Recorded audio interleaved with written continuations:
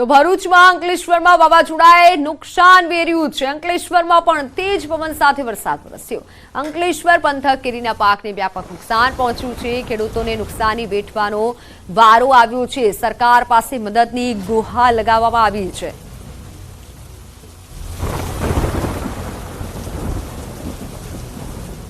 કેરીની અંદર આંબાના બહુ મોર આવ્યો, બહુ લેટ મોર આવ્યો છે અને લેટ મોર આવવાથી જવલને જે કંઈ આંબા પર જવલ થયેલું હતું તે કમોસમી વરસાદ થવાથી નીચે આંબાની નાની નાની કેરી થયેલી બધી ઘરી ગઈ છે અને જે કંઈ બાકી રહેલી હતી તે અત્યારે વરસાદ થવાથી વાવાઝોડું આવવાથી જમીન દોષ થઈ ગઈ। છોટાઉદેપુર જિલ્લામાં કમોસમી વરસાદના કારણે તલ, મકાઈ, કેરીના પાકને પણ નુકસાન પહોંચ્યું છે। ગાજવીજ અને તીવ્ર ગતિ સાથે પવન ફૂંકાતા પાકને નુકસાન થયું છે। જ્યારે છોટાઉદેપુર જિલ્લામાં કમોસમી વરસાદ અને તીવ્ર પવન ફૂંકાતા 3 જેટલા કાચા મકાનો ધરાશાયી થયા હતા। વીજળી પડતા એક ખેડૂતના પશુના કરુણ મોત થયા હતા।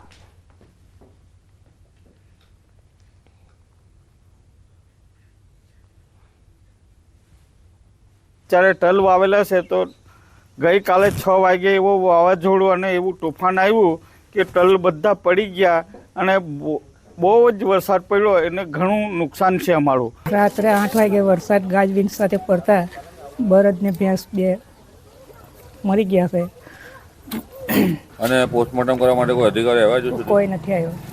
શું માંગ છે તમારી સરકાર પાસે? સરકાર કઈ સહાય આપે એવી માંગ છે। તો આ તરફ અંબાજીના દાતા પંથકમાં પણ કમોસમી વરસાદના કારણે મોટા પાયે નુકસાન પહોંચ્યું છે।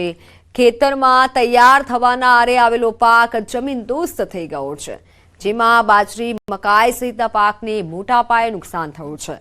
આ સાથે ઉનાળુ મગફળીમાં પુષ્કળ નુકસાન પહોંચ્યું છે।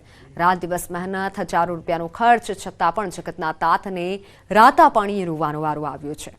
હાલ તો ખેડૂતો સર્વે કરાવી સહાયની માંગ કરી રહ્યા છે।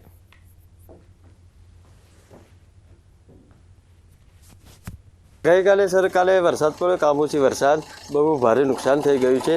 પૂરા અમારા દાંતા તાલુકામાં બાજરી પાક, મગફળી એ બધું સાપ વિનાશ થઈ ગયું છે। સરકાર અમારા અમે જોવે, વિનંતી કરું છું સરકારને કે કોઈક ને કંઈક અમારે થોડી ઘણી સહાય આપે। પાક જે આડો પડી ગયો છે ફારો ઊભો થશે કે કેમ? એ અમારે પાક આડો થઈ ગયો, કશું કોઈ ઊભું થવાનું નથી, બેકાર જવાનું છે બધું। વાત ગીર સોમનાથની। ગીર સોમનાથમાં ગુરુકુળના સ્વામી પર સનસનીખેજ આક્ષેપ મુકાયા છે। સ્વામિનારાયણ ગુરુકુળના સ્વામી પર વિદ્યાર્થીના પરિવારજનોના આક્ષેપ। મોટા સમઢિયાળાના ગુરુકુળના સ્વામી વિવાદમાં સપડાયા છે। બાળકના પિતાએ સનસનીખેજ આક્ષેપ મૂક્યો છે। બાળકને સાધુ બનાવવા માઇન્ડ વોશ કર્યાનો આક્ષેપ છે। ગીર ગઢડાના મોટા સમઢિયાળા ગુરુકુળની આ ઘટના પરિવારજનોનું કહેવું છે કે બાળક કોઈ પ્રસંગમાં નથી આવતું, ઘરે આવે તો કોઈની સાથે બોલે નહીં, માત્ર સ્વામી સાથે જ વાતો કરતો હોવાનો પરિવારજનોએ દાવો કર્યો છે। બાળકના માતા પિતાનું કહેવું છે કે તે ઘરે આવે પણ પાછો જતો રહે। ગુરુકુળમાં જ રહેવાની બાળકની જીદ હતી। સ્વામી અને બાળકના ઓડિયોમાં ચોંકાવનારી વાતચીત સામે આવી છે। બાળકને હઠ કરવાનું સ્વામી બાળકને શીખવાડે છે। ગુરુકુળ આવવાની કોઈ ના પાડે તો જમવાનું નહીં। બાળક અને સ્વામી વચ્ચેની આ ઓડિયો ક્લિપમાં પણ સનસનીખેજ વાતચીત થઈ રહી છે।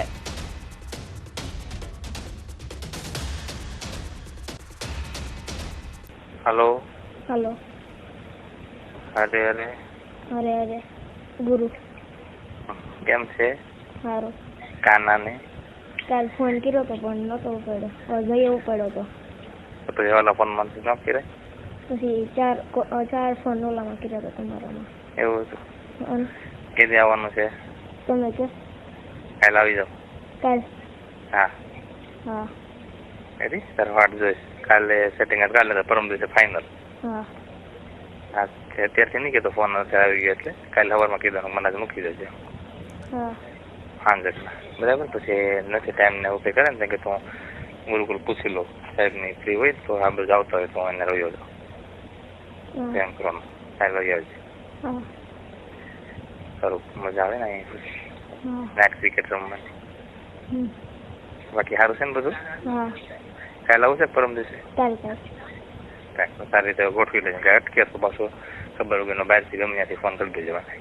હા હેઠ રાખવાની હો, અને પછી ના પડીને એવું કરે ને તો ખાવાનું બધું બંધ કરી દેવાનું। હા પછી ક્યારે આવે એમ કહે ને કેમ કે પાછું આવી આવે પરમ દિવસે પાછું આવી જાય એમ કહેવાનું। હા। બાળક અને સ્વામીની ઓડિયો ક્લિપથી ખળભળાટ મચી ગયો છે. સ્વામિનારાયણ ગુરુકુળના જનાર્દન સ્વામી પર અહીં ધોરણ 10માં અભ્યાસ કરતા બાળકના માતા પિતાએ ગંભીર આરોપ લગાવ્યા છે. બાળકના પિતાનું કહેવું છે કે તેમનો દીકરો ધોરણ 8 થી મોટા સમઢિયાળા ગુરુકુળમાં અભ્યાસ કરે છે, જે હાલ ધોરણ 10માં છે, અને આરોપ છે કે સ્વામિનારાયણ ગુરુકુળના જનાર્દન સ્વામી દ્વારા તેમના દીકરાને સાધુ બનાવવા માઇન્ડ વોશ કરવામાં આવ્યું છે.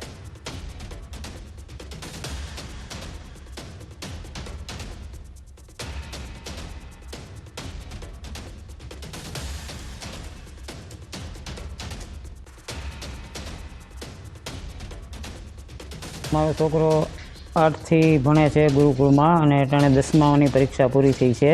પરીક્ષા આપીને પૂરું કર્યું, વેકેશન પડ્યું ત્યારે લેવા ગયો ત્યારે આવ્યો નહીં, એટલે એમાં સ્વામીનો એના માઇન્ડ વોશ કરેલો છે. એટલે પછી મેં ધક્કો ખાધો. બીજી વાર હું ગયો તો એ મારીને લઈ આવ્યો. પછી અહીં ઘેરે ખાધું નહીં. પછી બીજા દિવસે એ ભાગીને વહી ગયો. પછી ત્યાં 10-15 દિવસ રોકાણો, પાછો આવ્યો. પછી 3 દિવસની બોલી કરીને આવ્યો. પછી એ રીતના એ બધી મેટલ આવી. પછી મેં એપ્લિકેશન નાખીને એનું બધું રેકોર્ડિંગ કર્યું છે. સ્વામી એ વાત થાય છે ને એ બધી, અને નોટબુકો પકડવાની છે 3. મારો છોકરો ગુરુકુળમાં સમઢિયાળા ગુરુકુળમાં ભણે છે સ્વામિનારાયણ, ને એને સ્વામીના કહેવાથી અમારા ઘરમાં કંઈ શાંતિ રહેવા દીધી નથી. મારા છોકરાને સ્વામીએ મગજ કંટ્રોલ કરી લીધો, અને એ સાધુ થઈ જવાની કહેતો નથી અમારે સાધુ થઈ જવું, પણ એ સાધુ થવાની સંતોએ બધું પઢાવેલું છે. એ અમારા પાસે સબૂત છે. નહીં ખાતો પીતો નથી, સ્વામીના કહેવાથી ખાય છે. સ્વામી બન કહેવા કહે કે નથી ખાવાનો તો નથી ખાતો. તમે 8મા ધોરણમાંથી અમારા ભાઈના દીકરાને સમઢિયાળા ગુરુકુળમાં ભણવા મૂક્યો. એટલે અમને એમ હતું કે ગુરુકુળમાં રહે તો બીજા બધી રીતે સારા સંસ્કાર આવે. પણ એ સ્વામીએ એવું એનું માઇન્ડ કરી નાખ્યું કે ઘરે આવવા જ માગતો નથી, બરાબર. અને ઘરે લાવીએ તો પરાયણે એ સમઢિયાળા જવાની કોશિશ કરે. ઘરે આવે તો શું કરે? ઘરે આવે તો બસ એક રૂમમાં પુરાઈ રહી, ખાવા પીવાનું બંધ કરી દઈ. પછી સ્વામી ક્યારેક વાત કરી લે ફોનમાં, અમને ખબર વગરની. અને સ્વામી એમ કે ખાઈ લઈ જાય તો ખાય ને કે ન ખાય. અમે બધું એનું રેકોર્ડિંગ ને બધું પ્રૂફ સાબિત કર્યું, બધું કઢ્યું બધું. એના ઉપર તમને ખ્યાલ આવ્યો કે આમાં સ્વામીનો જ હાથ છે, સ્વામી જ આ બધું કરાવે. આ બાબતે તમે સ્વામીનો સંપર્ક કરવાની પ્રયત્ન કર્યો? સ્વામીનો સંપર્ક પ્રયત્ન કર્યો, પણ સ્વામી અમને મળ્યા જ નહીં ક્યારે. ત્યાં જાય એટલે સ્વામી હાજર હોય જ. જોકે આ સમગ્ર મામલે ગુરુકુળ કે જનાર્દન સ્વામી દ્વારા કોઈ પ્રતિક્રિયા સામે નથી આવી, પરંતુ ગુરુકુળના પ્રિન્સિપાલે બ્રેન વોશની વાત નકારી કાઢી છે. અને પ્રિન્સિપાલે કહ્યું છે કે સ્વામી ગુરુકુળમાં નથી, તે જૂનાગઢ તરફ ગયા છે. સાહેબ, જે બ્રેન વોશની વાત છે એ બ્રેન વોશ નથી, બરાબર. અહીંયા તો આ ગુરુકુળ છે, બરાબર. આ તો ધાર્મિક સંસ્થા છે. આમાં ધાર્મિક રીતે અને શૈક્ષણિક રીતે બે રીતે અહીંયા જે શિક્ષણ છે એ આપવાનું હોય છે. અને આપણો સંતો છે એ હિન્દુ ધર્મનો પ્રચાર માટે તો સંતો છે, તો એ હિન્દુ ધર્મ માટે તો એ બધી વસ્તુ છે. દાખલા તરીકે બાળ સભાઓ છે, બરાબર. આવી સભાઓ લેતા હોય છે ને એમાં વાતો કરતા હોય છે, બરાબર. આટલું જ નહીં, બાળકના પરિવારજનો કહી રહ્યા છે કે વિદ્યાર્થી પાસેથી કેટલીક નોટબુક પણ હાથે લાગી છે, જેમાં સ્વામીએ માતા પિતાનો આદર નહીં કરવાના સંસ્કાર આપ્યા હોવાનો દાવો છે. માતા પિતા વિરુદ્ધ કેવા કૃત્યો કરવા, કેમ પરાણે બનાવવા તેવું લખાણ હોવાનું પણ પરિવારજનોએ જણાવ્યું છે. ચોંકાવનારી વાત એ છે કે સ્વામી હાલ ગુરુકુળમાં નથી અને ક્યાંય પણ સામે આવી રહ્યા નથી.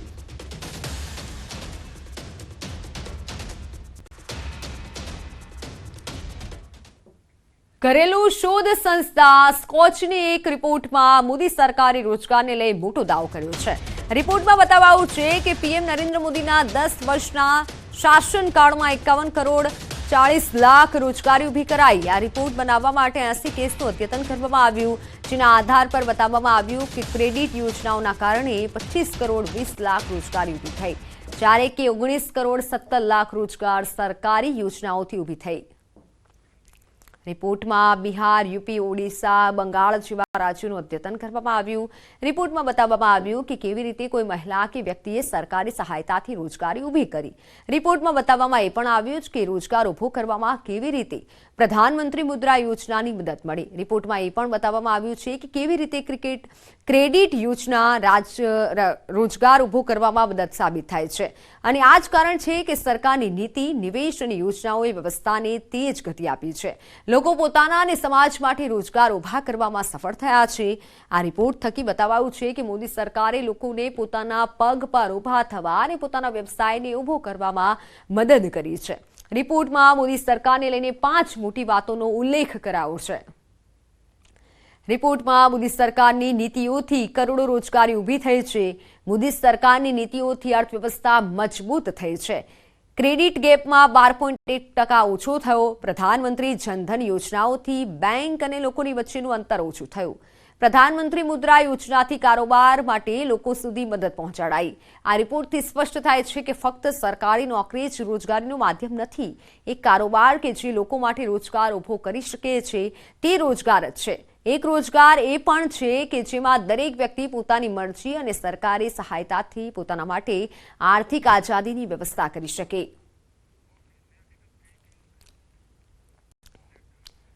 અન્ય મહત્વના સમાચાર. ગુજરાત પ્રદેશ ભાજપના નેતાઓના ઉત્તર પ્રદેશમાં ધામા. યુપીમાં હજુ 41 બેઠકો પર મતદાન બાકી છે, જ્યાં ગુજરાત ભારતીય જનતા પાર્ટીના સંગઠનના નેતાઓ, ધારાસભ્યો, સંસદ સભ્યો અને યુવા મોરચા, અનુસૂચિત જાતિ મોરચા સહિતના મોરચાઓને ભાજપે કામે લગાડ્યા છે. જેમાં ગુજરાત પ્રદેશ પક્ષમાંથી સિનિયર યુવાન નેતાઓને ઉત્તર પ્રદેશની 41 બેઠકો માટેના પ્રચાર પ્રસાર જવાબદારી સોંપી લોકસભામાં ચૂંટણી પ્રચાર માટે મોકલાયા છે. ભાજપની બેઠકો વધુ મજબૂત થાય તે અર્થે ગુજરાત પ્રદેશના નેતાઓ અને દેશના વિવિધ નેતાઓને કામે લગાડ્યા છે. પીએમ મોદીના સંસદીય મતક્ષેત્રમાં વારાણસી બેઠક પર ભાજપના સંગઠન મંત્રી રત્નાકર પાંડે અને કેબિનેટ મંત્રી ઋષિકેશ પટેલ પણ પ્રચાર કરશે. વારાણસી બેઠક ઉપર પ્રદેશના સંગઠન મહામંત્રી રત્નાકરજી અને ગુજરાત રાજ્યના કેબિનેટ મિનિસ્ટર આરોગ્ય ઋષિકેશભાઈ અને તમામ કાર્યકર્તા પ્રચાર પ્રસાર કરી રહ્યા છે. એ પછી અમેઠી, જ્યાં યુવરાજ જે છે, શહેજાદા જે છે, રાહુલ ગાંધી એમને વાયનાડની તરફ સ્મૃતિ દીદી પહોંચાડી ચૂક્યા છે. ત્યાં પૂર્વ ગૃહ રાજ્યમંત્રી પ્રદીપસિંહ જાડેજા અને યુવા મોરચામાંથી સત્યદીપસિંહ પરમાર જે મંત્રી તરીકે કાર્યરત છે એ પ્રચાર કરી રહ્યા છે.